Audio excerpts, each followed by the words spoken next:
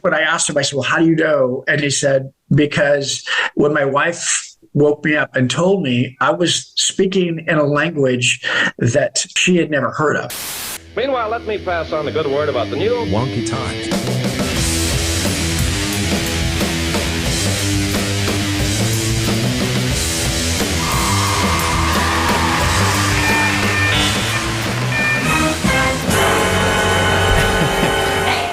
Hey, it's Matt Sterner back with you, and today we're jumping straight into part 2 of my conversation with best-selling author Scott Wells. Greetings, organic listeners. If you did not listen to part 1 yet, please vacate the premises immediately. Go, Scoot, get out of here. Yeah, seriously, go one episode back and check out part 1 first. This will make way more sense, I promise. Maybe. I don't know. I don't make the rules, but RoboBrian definitely does. Yes, and the rules are very clear. Part 1, then part 2. Do not reverse, do not shuffle. Thanks, Brian. And but yeah, go back, listen to part 1 with Scott Wells. We chatted about his new book, Marked by the Ouija, and we're still chatting about it now. We left you on a cliffhanger there. Hey, Matt, quick question. When do we get paid? Oh, shoot. The paid actors from part 1 are still here, Brian. Matt, have you not paid them yet? We turned in our invoices last week. You definitely saw them. You even responded with a thumbs up emoji. Yeah, I mean, yeah, the thumbs up was more for like moral support, not financial confirmation. Matt, are you digging a financial grave? Oh, no. So you're not paying us? No. I mean, yeah, I am. You know what? Let's just go ahead and jump back into my conversation with Scott Wells before this becomes a small claims court episode. Does this mean you're not paying us? Initiating emergency segue protocol. Sending us to interview in 3, 2, 1.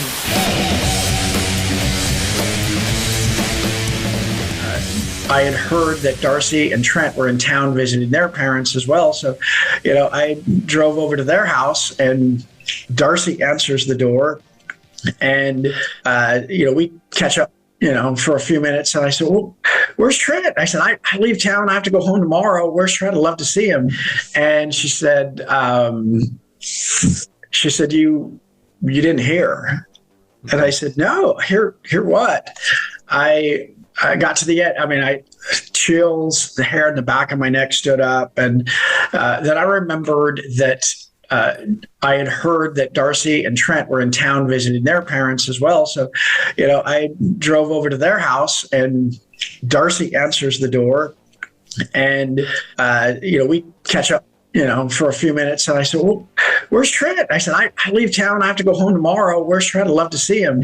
And she said, you didn't hear. And I said, no, hear what? And she said, Trent died.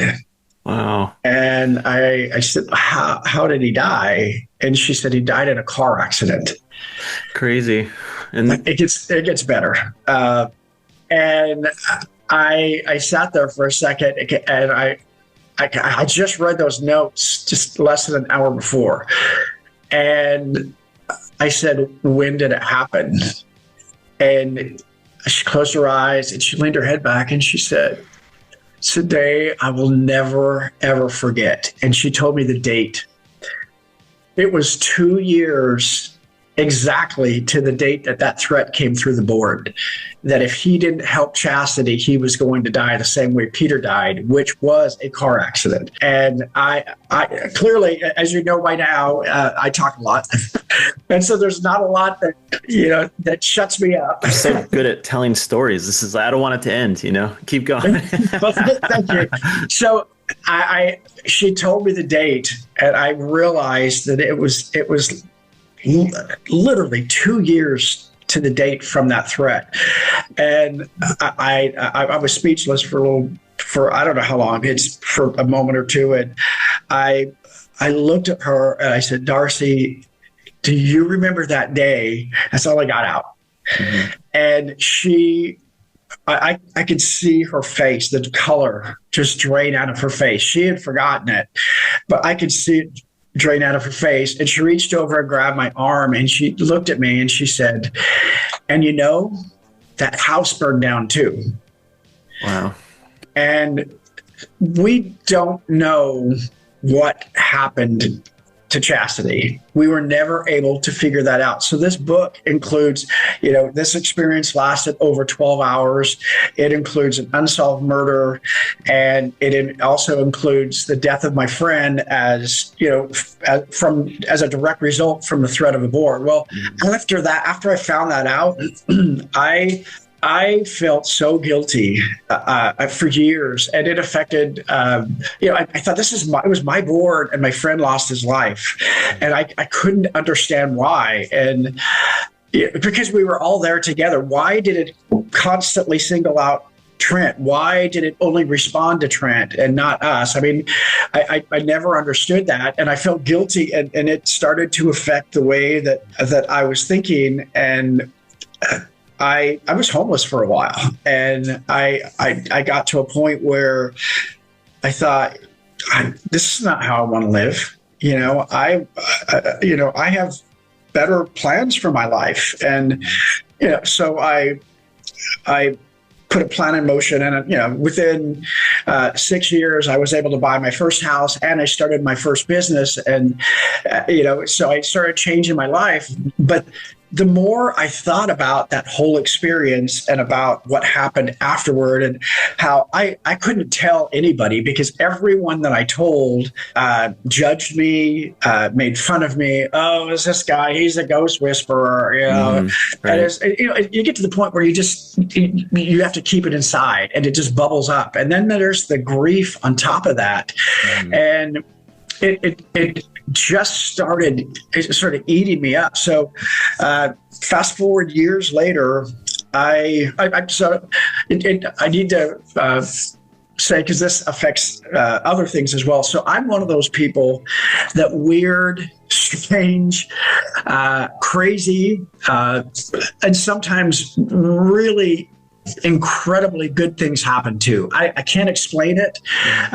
Most of the things cause a lot of trauma, but once I get through that trauma, it becomes just amazing stories. I got to know Rosa Parks really, really well before she passed away. I would sit on her front porch for an hour every week for 6 months and got to talk to her. Wow. There were what started this whole writing thing was now it's been about 18 years ago, I was backpacking in the Grand Canyon with two friends of mine, a married couple, and it was a 5-day backpacking trip, and I didn't know who he was at the time, but I ran into a serial killer, and a true story. Wow. And do you know who Robert Durst is? I don't think so. He's passed down. He covered the news a couple years ago. He's from a family in New York.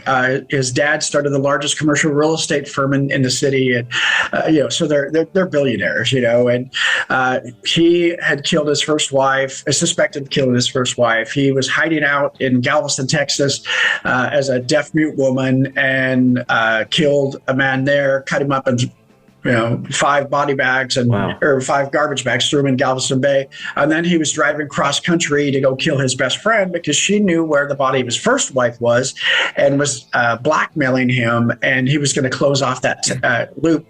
But in the process, his trail went cold for about a month in Albuquerque at the same time that we were in the Grand Canyon. And the guy that I met told me that I was the first person that he'd seen or heard or seen or talked to in a month.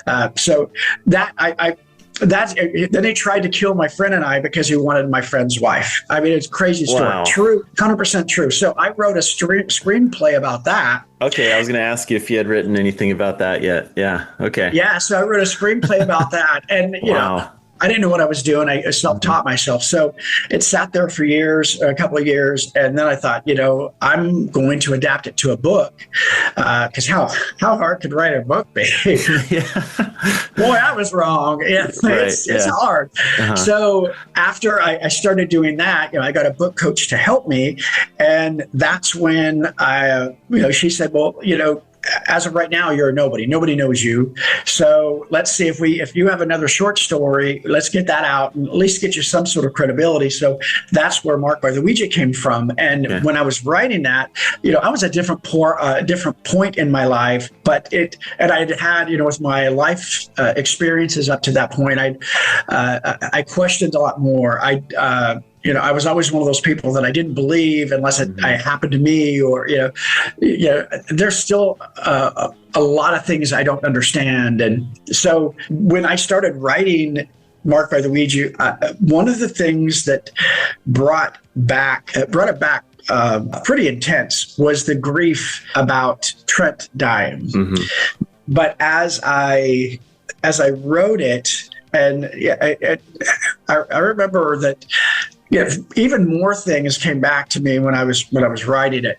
And then I realized, and this changed everything, and then I realized that there was a reason that Trent was marked, which is the title of the book, Marked by the Ouija, because I don't want to say he brought it on himself, but he kind of did. It wasn't my fault, and I won't say why or how that is. That's in the book. Okay. But it is.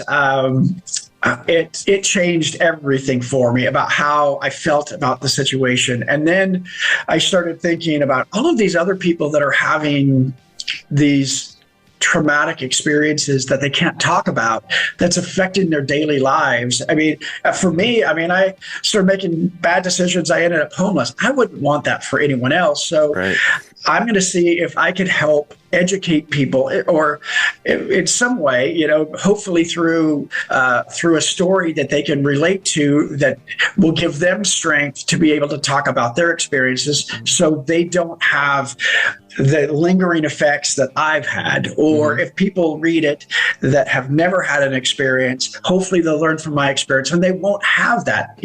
So that's kind of how things have shifted. And one of the things that I'm most proud of, I can honestly say, that was so unintended, is when I was promoting the book, I did shows, all over social media, and I've had so many people, thousands of people. That's when I got the death threats. But I had so many people from around the world send me messages and share their own personal stories, which I think is extremely courageous, because I remember I couldn't tell my story. And I'm really proud that I've somehow created a safe space for these people to talk about their experiences, because I truly believe that.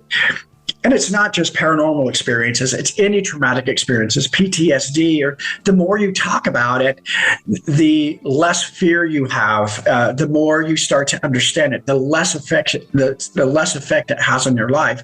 Until, once you talk about it enough, hopefully you can leave the past in the past, and it doesn't affect the future. So I like that people can share that with me, and I want to be able to do that, to create a bigger space where more people can do that, which, that's why I was saying I've got, like, the book, is one side, the short film Marked, that actually is going live on GoFundMe today, that's the second phase. And we're inviting everyone to join that movement, because every donation, it helps somebody who has had one of these experiences. It gives them a little more confidence and courage to share that, and kind of work through these, and know that they're not alone, they're not invisible. And then the third way, to get people talking, is this TV project that we're doing. So, what I started writing as not gonna lie, I wanted to scare people.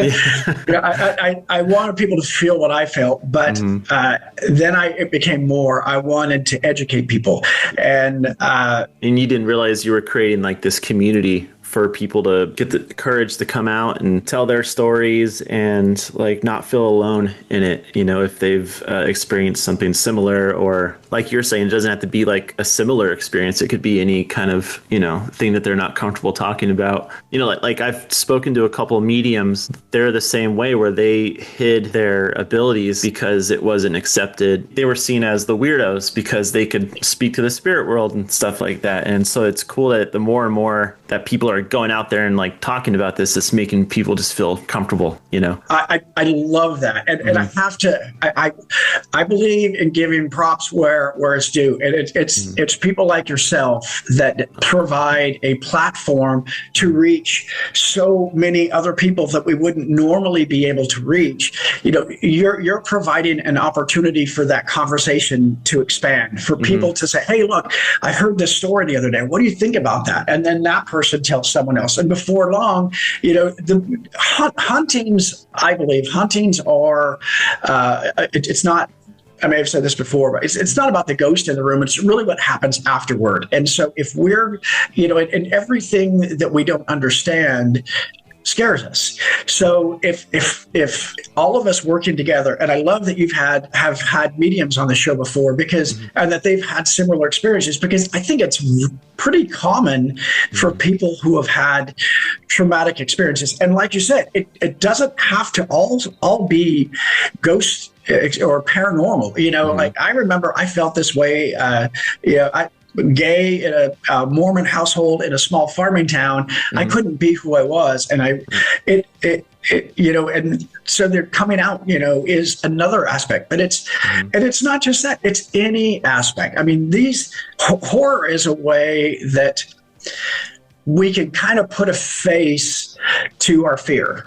And in a way, it can be kind of like a metaphor. You know, it's a lot of people can't talk about the things that they've gone through, but if they put it in a story, or if they put it, you know, and horrors are great for that, you know, especially for traumatic, you know, they can share their story without feeling like they're taking ownership of it.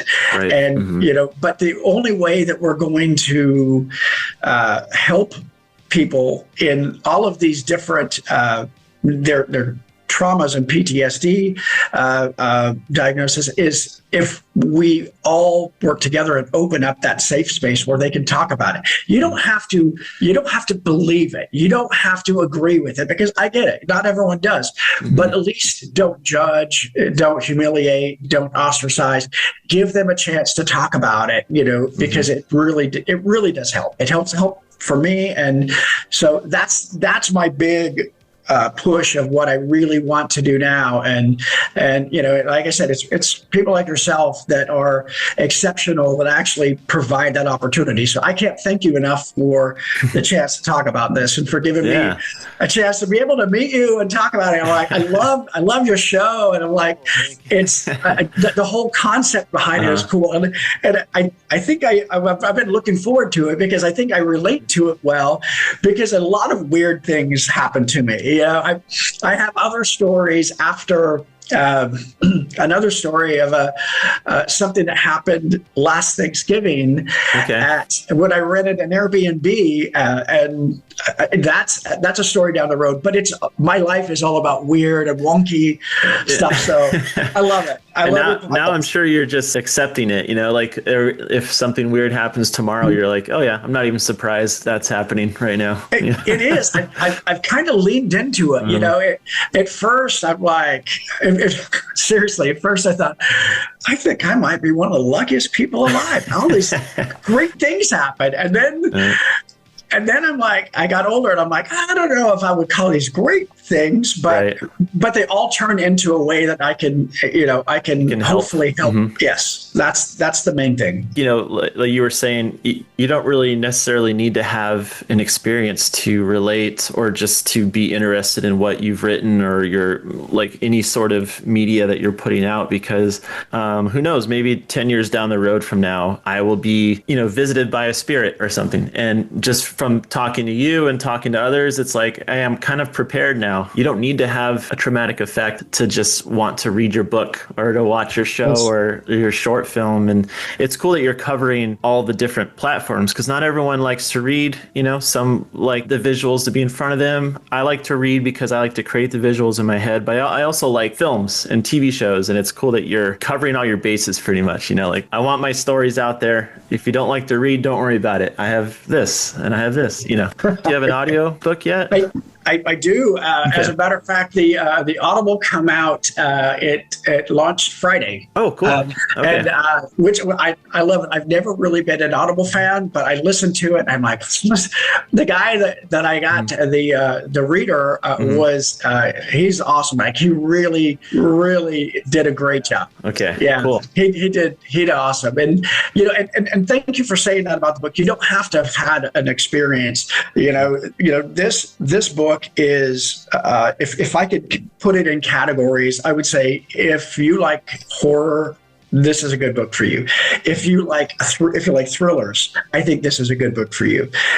This is also considered, you know, a young adult. So, you know, if you are, you know, younger, and especially teenagers and things, because they're the ones overwhelmingly that use Ouija boards. This is I mean, even if you're a parent, you've got a teenager, I think especially at these times, you have to assume that those, because that's what teenagers do, right, that they're going to... They're curious, you know. Exactly. I mean, and stuff, they're asking questions. So buy the book and give it to them and have them read it. I mean, it's not...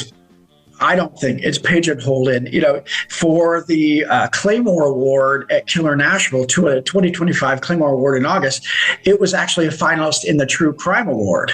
Cool. So people who are true crime enthusiasts, you know, I think they can also get it. And, you know, there's a little bit for everyone. People who like psychological thrillers, because it also goes into, you know, there's a couple stories. There's a story about Peter, who's dead, who's trying to save his sister, you know, but there's a lot of questions that we have about Peter and about chastity and when it happened. And or the sheriff, you know, I have some questions about that sheriff. That's the cigarette. Yes. You picked that up. I don't know. I don't want to ask too much yet. But yeah, I'm like, something's up with the sheriff. Just by the way you said how he reacted, he wasn't shocked. And, you know, cigarettes, the cherry on the end of the cigarette that you saw in the, I don't know. Well, the other thing about is my dad, you know, it's a small town. They didn't have their own fire department. It was, you know, it was a volunteer. And my dad was a volunteer fireman for 37 years. And he was one that responded to that house when it burned down. They do not know how the house burned down. They believe it was arson, you know, but they couldn't prove it, but that's what they believe. But there was no body found. And something else that makes me question about the sheriff is he was the first person on the scene. And he, in my mind, you know, again, I can't prove any of this. This is my speculation, is that when we went to him, he knew that somebody knew that there may be someone in that house. And so maybe it could have been moved. But so we don't know what happened to Chastity, but I do believe 100% like you're thinking, I do believe the sheriff had something to do with it. And that correlation of what I believe is in the book. And I actually, there's on the dollhouse, the initials that were painted on the dollhouse was Chastity, or was CB. So you got Chastity. I didn't even think about that at the time. I think I was so terrified. And it wasn't until later when I was writing the book, and I remember the CB. Yeah. Well, the sheriff's name is Gene Brown. Okay. Yeah. I don't know. I have a lot of questions. I'm going to read the book. It really is. it's a crazy Twisted Tale. That's why I started the company Twisted Tales. Yeah, I was looking at your shirt. Yeah. Yeah, I started Twisted Tales because there's Marked by the Ouija. The next book is Phantom Ranch, which is the one I mentioned in the Grand Canyon, and that is coming out May of 2026. The story after that is actually I'm writing a TV show that I'm really, really excited about. Each episode is a true story of something that happened to other people, and it's not Ouija related, but it is definitely a thriller, true crime in the genre. Story after that, I have my story of my experience when I rented the house, the Airbnb, because that story or that house has a link to national history that I did not understand until I spent a couple of weeks researching it. So I'm excited to hear about that one. You'll have to come back on the show and talk more about these stories. Oh, I'd love to. Anytime. I love sharing stories. I love meeting new people. I want to hear your stories because it sounds like you've got some pretty cool stories too. Not as cool as yours, but I mentioned a fire, but that was just an accident with a can of WD-40 and a lighter. But that it's not as nothing I'm proud of. But that was just like we were saying, kids when they're young, we got to find something to do, without the internet and Netflix and things like that. Someone asked me about it's been about 7 months ago. They asked me, which I thought the question was, and I would love to get your thoughts on this, because I thought the question was brilliant. He said, and this question is coming from somebody that we had interviewed for the TV show. Okay. And who utilizes the board on a regular basis, like a weekly basis, and has never had a bad experience, never had a not good experience. Okay. So he asked me, do you think that ChatGPT is the modern day Ouija board? Do people consult ChatGPT like these kids, or like they do with their older generation using the Ouija board as a guide? Yeah. What do you think? I think it's in a way it can be like that, because you're asking something questions and you're looking for answers, and in a way it's like a digital Ouija board just telling you, I don't know, because deep question, isn't it? I mean, do you have any Google speakers or Amazon Echoes or things like that in your home? Not anymore. I've had, and this is related to AI, sometimes there's one or two that just randomly will start talking, and really but it's not anything useful. It's just it'll say, I don't know, it's listening. I wasn't even talking or anything. So I don't know. Do you think the spirit world has access to these AI tools? Can they get in there and somehow communicate with us like they were using a Ouija board to communicate? I don't know. That's a great question. And the first time I've been asked that, I love it. Wonky Times will be right back after this short commercial break. I like to do it on the couch. I like to do it with my husband. Heck, sometimes I do it when no one's looking. Anywhere works for me. Introducing the Wonky Times Hotline. It's so much fun. You can do it anywhere. No way. Yes, anywhere. Your couch, your car, your backyard.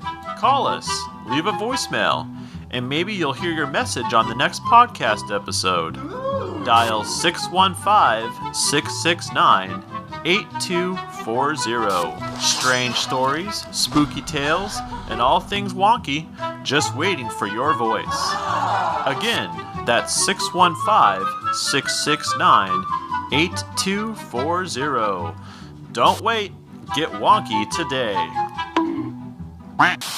So I initially, without really thinking about it, off the top of my head, I believe that AI has to be, I don't want to say started or ignited, it has to be, you've got to interact with that. So while we put that there, over here, when you're talking about the other side, they want to connect with our side, with the living, so bad for a variety of reasons, just as much as, we want to connect with them for a variety of reasons. But when, they want to connect with us so bad, they will use anything, any form that they can to be able to make contact with us. And, most people don't know much about tarot cards or pendulums, and, but everyone knows about the Ouija board because it's promoted as a game. And so that's why the Ouija board is the most widely used. But you don't even need to have a board. I talked to a girl that she printed off a template on a piece of paper, on an 8.5 by 11 sheet of paper from Google, and that worked. Wow. So the other side wants to interact with us any way so they can. much. Yeah. They will, exactly, any way they can. Now, when it comes to AI, can they infiltrate AI? I don't think, and I don't know that much about AI, but I would think that they would not be able to do that unless someone on our side opened up that door for them, which is very real. I think that AI is a program that that you have to ask, you have to inquire, and I don't think that that the other side can really ask them unless there's that connection. There has to be a connection. But I do believe, I 100% believe, because I've talked to enough people that consult the board regularly, and not for lottery numbers, not for, hey, what's that Clara doing today? Tell her hi, or, for whatever reason, hey, should I take this promotion? There's still people that do that. But I think in today's age, when he asked me that, I've been thinking about it, and I believe that, and I've talked to more people that will consult with AI about what's going on in their life and what decisions they should make, and should they take this promotion. I've talked to way more that do that with AI these days than with the Ouija board. So the Ouija board is in a state where people are afraid of it, which is good. I do not advocate for the Ouija board. I am not an expert. I'm just sharing my experience. But AI is kind of where the Ouija board was in the beginning. It's known as a game. It's known as, hey, this is beneficial to me. It's easy. In some cases, it's free. You can get special perks if you buy AI packages. It's really at the beginning stages of where Ouija boards work. So we don't know what's going to happen with AI. It could very easily, the way the technology is going, it could very easily get to a point where it could start making decisions for us. Right. It already does in some applications. I have a trade show and event business, and AI already on some of the industry equipment, AI will make a decision on, they'll punch in what they want the end result to be, and AI will make the decision of how to do that. Yeah. So it's already at that point. It's so it's not a stretch to think it'll go further. Yeah, I'm sure. I wonder if someone will make an AI Ouija board online. But I don't want. And it's crazy that they call it a game because there's no way to win. That's exactly right. There is no way to win. You're not right. That's exactly right. And I mean, it's the fact that it's 8. The age limit is 8 and above. Right. I don't, and to think that there are parents out there that maybe they're single parents or they or whatever. I don't know the situation is, but Hasbro would not put 8 and up if people weren't buying it for that. So if that wasn't helping. So to think that there's parents out there that are saying, you know what, I'm busy, I got to work today. Here, go in your room and play this game alone because I don't bother me. Well, that's one of the big rules. You should never play alone. Go play with your Ouija board now. Yeah. Wow. I don't think you mentioned it, but have you played with one? Have you used one since that time when you were 16? No. Never. I never will. I mean, it's now there's no doubt to me the power that it has. I've talked to there's my experience and what I've experienced, and my experience has continued to evolve as I've had different experiences in my life as I've got older. But there was a gentleman that I talked to at a show that, and this is probably the closest analogy that I could give to what I was mentioning earlier, is this man, and he and his wife were at a show. It was a horror, kind of like a Comic-Con, but for horror. Mm-hmm. And I had my booth there, and they came walking by, and the guy stopped and his wife stopped, and she turned around to me, and I'm like, hi. And she said, I don't want to talk to you. I'm Catholic. I don't want to believe in this. Mm-hmm. I know it's true. It's evil, and I'm done. She just wouldn't get near you. Yeah. Wow. Yeah, and I'm thinking, you're at a horror convention. Yeah, did you walk into the wrong building? Right. It's not like it's not misguiding you, But her husband said, he said, honey, why don't you just keep walking? Because I need to talk to this man. Wow. And I watched him watch her walk away, and I mean, I couldn't see how far she got down, but he waited till she got far enough away, and he turned back to me, and he told me a story that just stopped me cold. He said that his uncle had played with a Ouija board in his house. He said he's 55. This happened when he was 4 or 5 years old, so it was 50 years ago.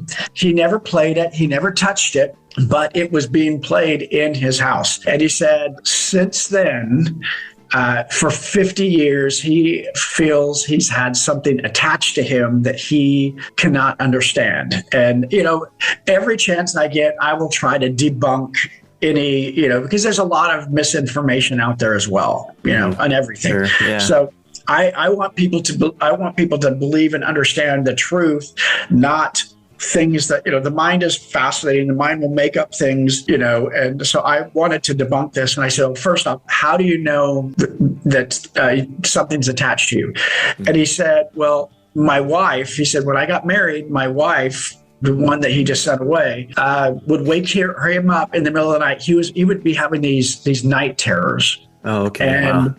And the weird thing about it is his voice, to me, the only way that I could describe it, and I've shared this story before, but the only way that I could describe his voice is it was like a smooth cup of coffee, or just like a really a silky sweet cup of hot chocolate. It was just smooth. It was clear. Like Sam Elliott, like kind of like a smooth, but that's kind of like a deeper voice, I guess. But yeah, a little deeper. But this was so smooth. And he said, when I asked him, I said, well, how do you know? And he said, because when my wife woke me up and told me, I was speaking in a language that she had never heard of. Ooh, wow. And he said, and my voice was very gruff. And he didn't describe it like this. He didn't use these words, but the immediate thought that popped in my head when he said that, just from his facial expressions, was like a werewolf talking, that gruff, Mm-hmm.